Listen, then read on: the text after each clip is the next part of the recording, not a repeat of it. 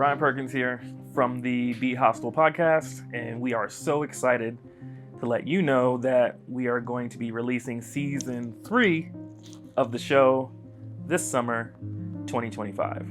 But first, we want to get you reacquainted with everything and all things BHostel by reintroducing you to the archive episodes from when we first started in November 2020 in Austin, Texas. I hope you enjoy them. All the ones that I've picked out and that the team has worked on have had the deepest messages and have resonated with all of us, and we hope they resonate with you as well. Enjoy and unpack these archive episodes with us. Let's go.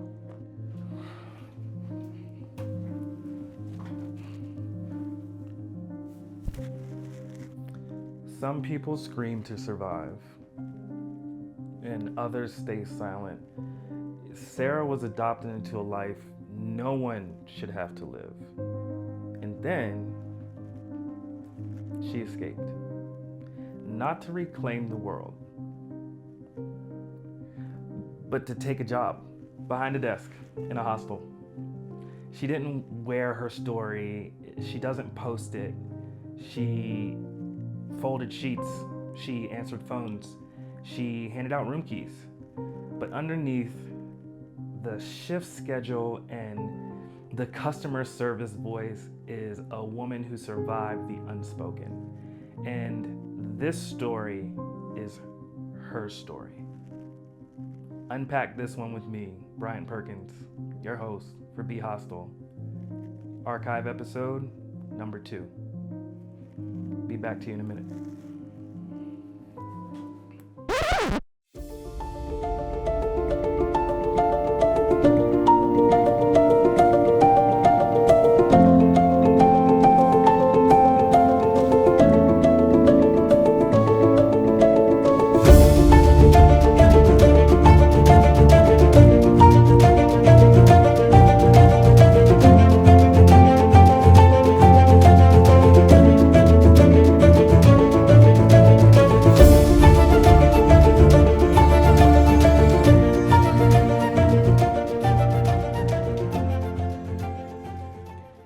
Sarah Burris. I'm 20 years old, and I'm originally from Denver, Colorado.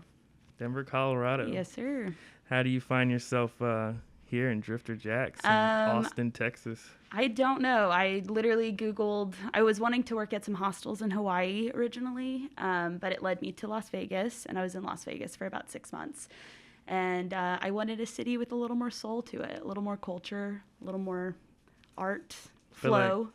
How do we get to this path where you're hostel hopping at 20? I think I can't stay in one place too long. I think I just crave something more. I crave adventure. I crave people. I crave experiences.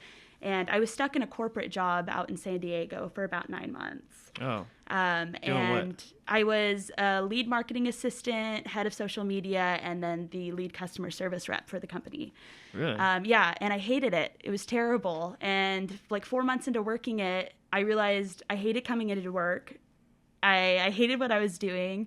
And I realized that's how people get sucked into it. You know, that's how people, because it was comfortable. I was being paid well. It was the middle of a pandemic. It was a full-time job. It was a corporate position, and I hated it. It was terrible. And I think my biggest fear is waking up at 35 or 40 and have done nothing with my life that I'm proud of or that is like rich, you know? Mm-hmm. And I had this like epiphany while working there, and I just realized I wasn't going to do it. I wasn't going to get stuck in the cycle. And so I quit my job and I moved to Vegas. But where does this sense of adventure come from, and where does this philosophy come from, and where does this fear of possibly being stuck in a job that for all intents and purposes provided you stability? Right, absolutely. So you're foregoing, most people would say, right, from an outside looking in, you're foregoing stability to go with instability. Listeners, you can't see my air quotes. I don't think I crave stability. I don't think I've ever craved stability. That's lower on my priority list.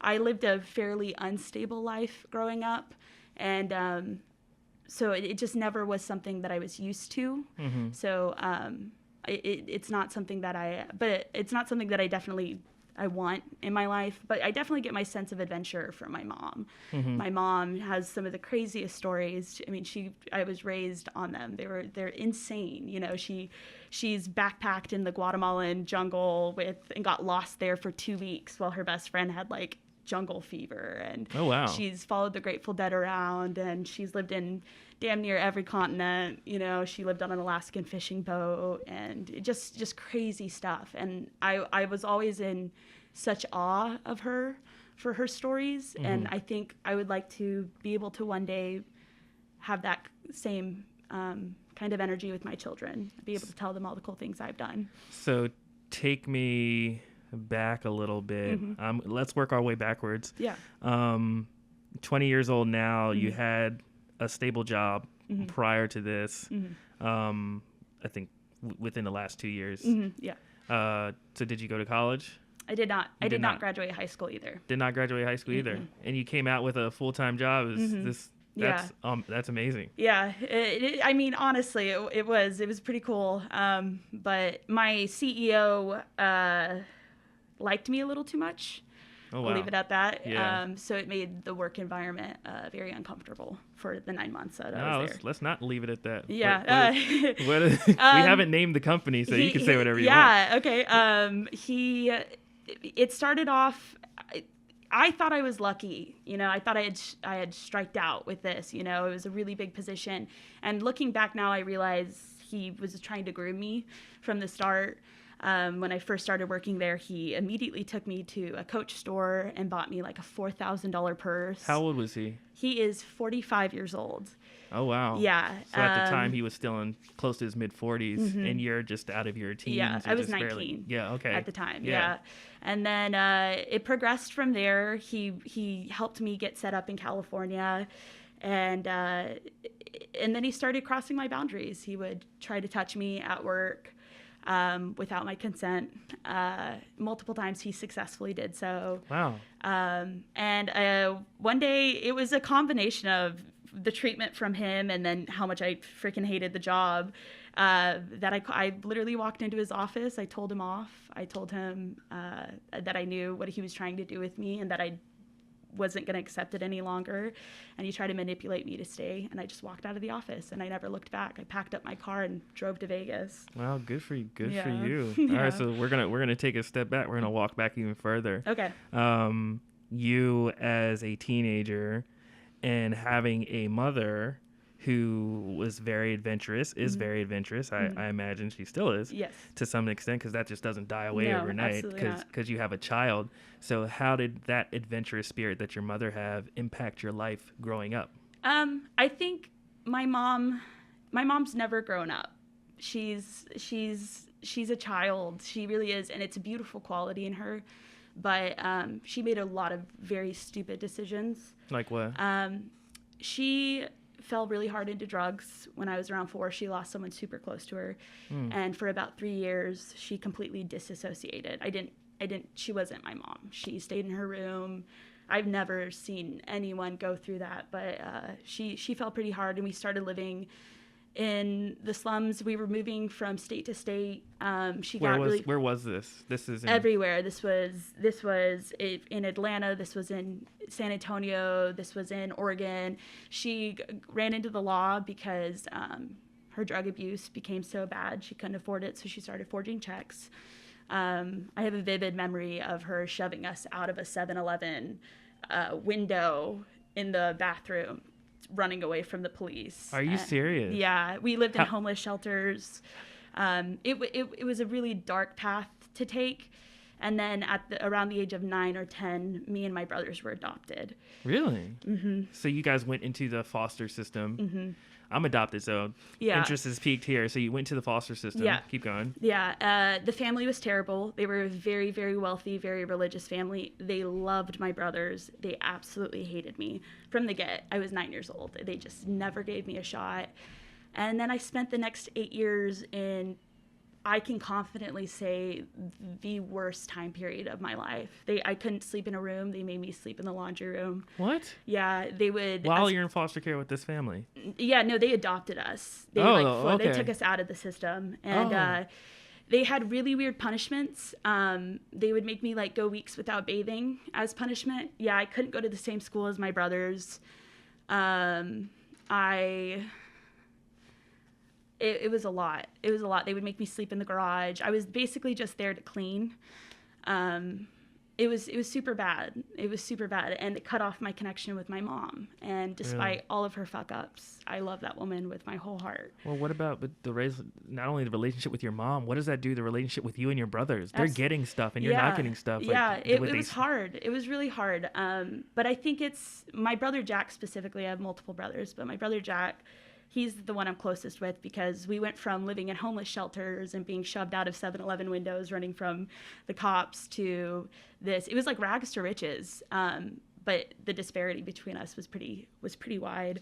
And I eventually ran away when I was 16. Okay. I had sat them down and I asked them to surrender me back into foster care.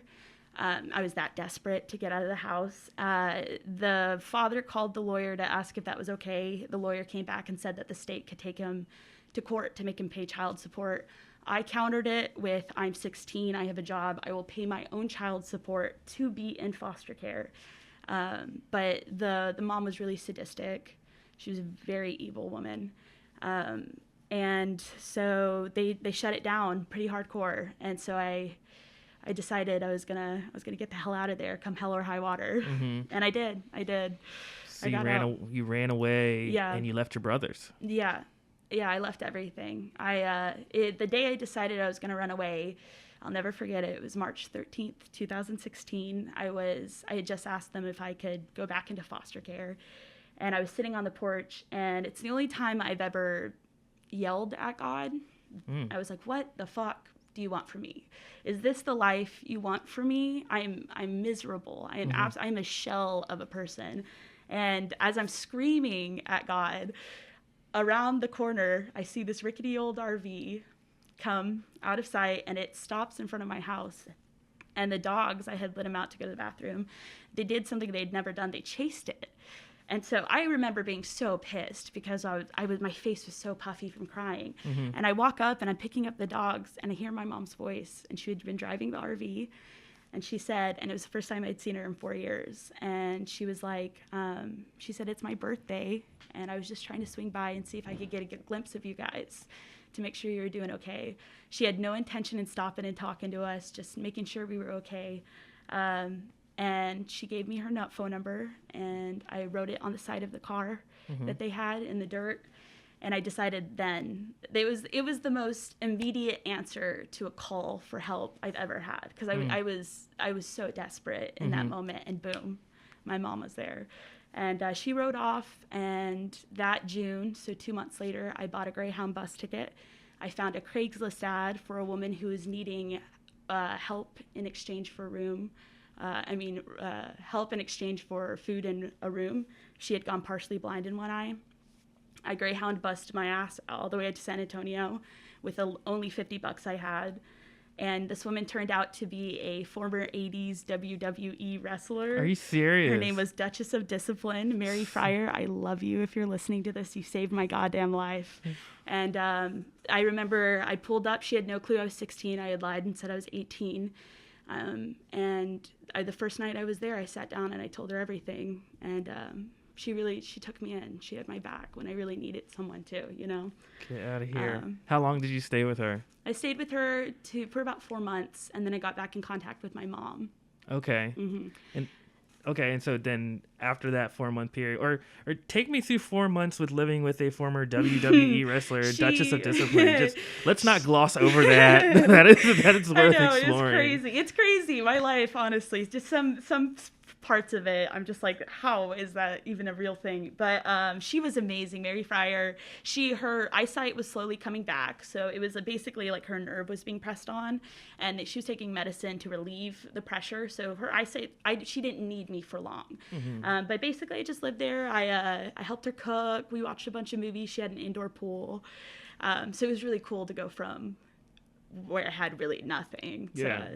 Sleeping in the garage, yeah, too. Sleeping in the garage. I hadn't bathed in 2 weeks. Oh, my God. They would cut off my hair as punishment. Yeah, just weird shit. Like, really, really bizarre. And then on top of that, they were physically so abusive. Black Really? eyes consistently. Yes, 100%. One time, she, like, threw a vase at my back, and I couldn't breathe properly for about a month.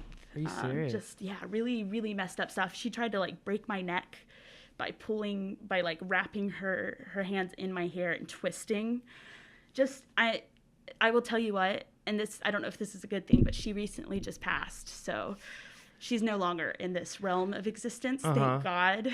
She's an evil woman. But, well, I mean, like, how do your brothers view them? You know, like, she just passed, yeah. So they continued obviously to take care of them. So when I left, my brother Jack was the only brother that followed a year later, and he came home, and so that's why my little family was once could be considered a big family with all my siblings. It's now just me, my brother, and my mom.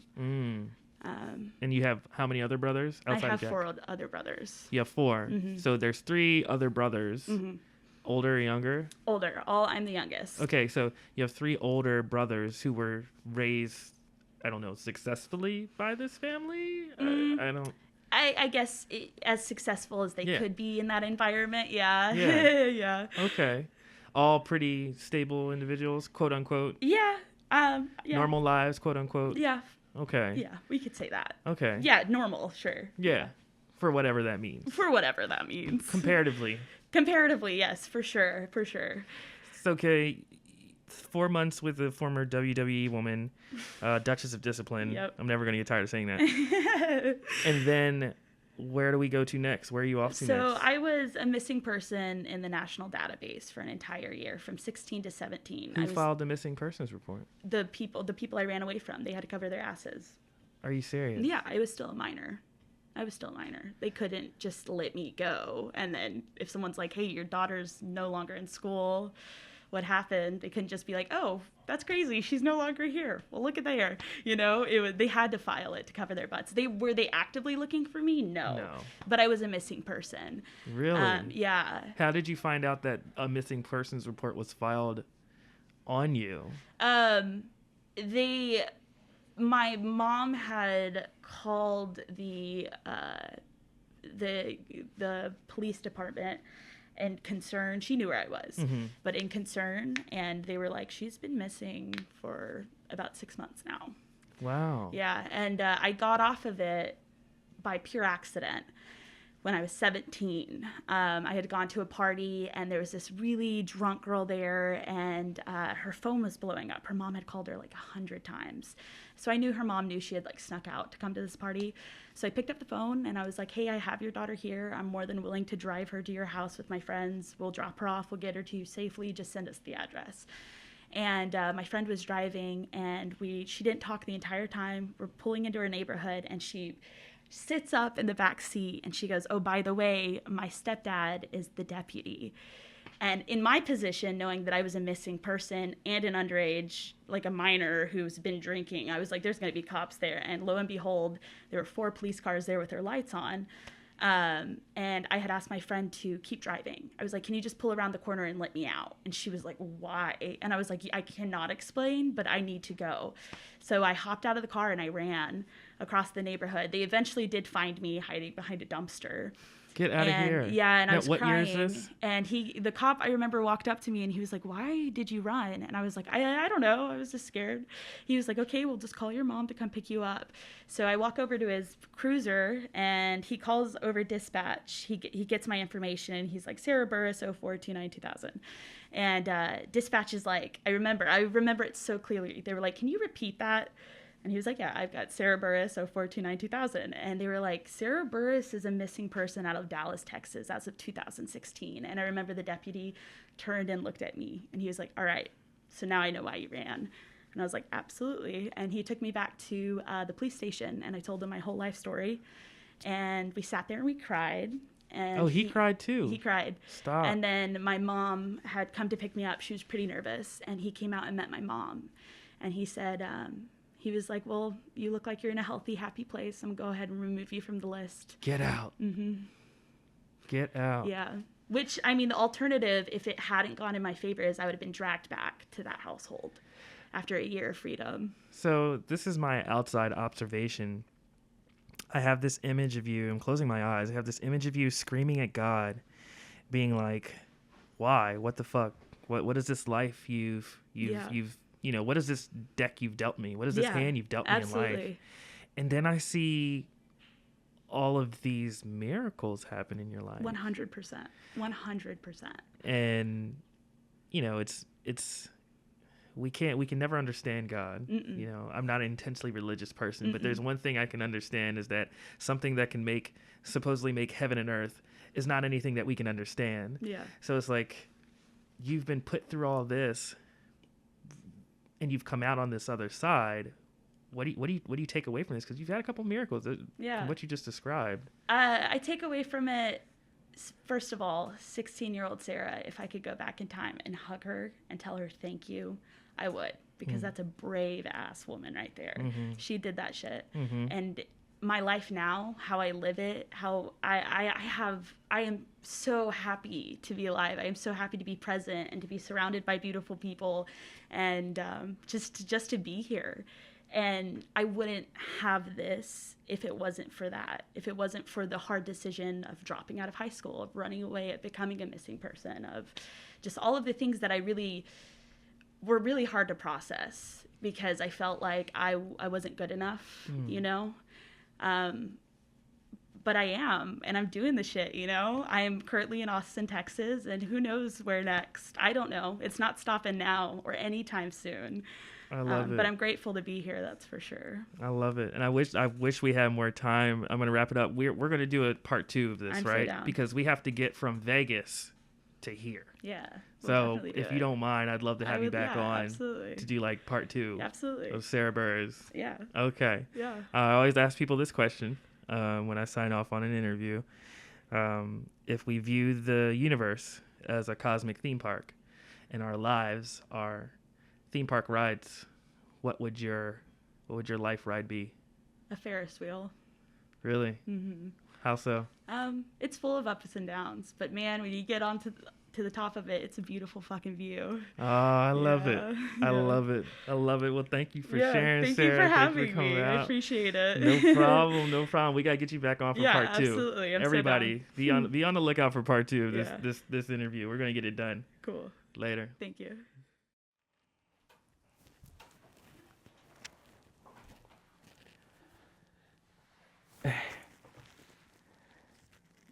Yeah.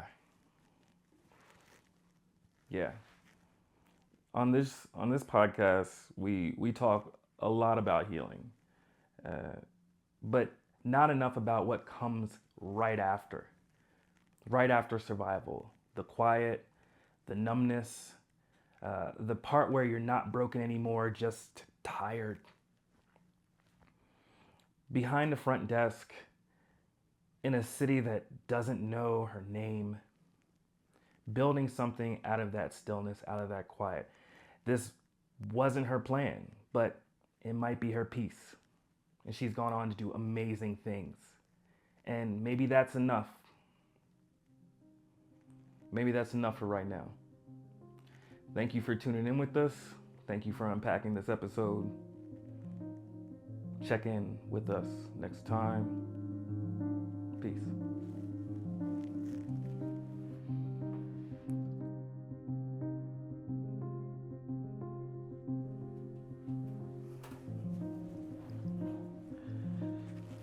So that does it for this check-in. I'm Bryant Perkins, and this has been a BHostel podcast, where every story starts with a bag drop, a bunk claimed, and a new chapter waiting to be written. If you felt something from this episode, or did you just vibe with the journey, do me a solid, like, subscribe, drop a comment, and share with someone who needs a little hostel wisdom in their life. This story, just like most of the ones that we tell, came straight from travelers like you. Got a wild experience, a hard truth, or a moment that changed everything? Hit me up at BHostelPod.com and let's get your story out into the world. And don't forget, BHostel is more than a YouTube channel. We have a podcast on Apple Podcasts, Spotify, or wherever you tune in to listen. We go even deeper there with unfiltered hostel tales, uncut lessons, and real life stories from the road that we sometimes can't even post here. Major shout out to our supporters and subscribers. You keep this show moving and flowing from bed to bunk and city to city.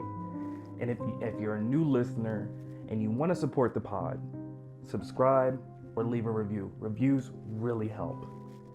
That's it for now. Until the next check-in, be well, trust the process, and as always, you matter, and you be the storyteller. Until next time.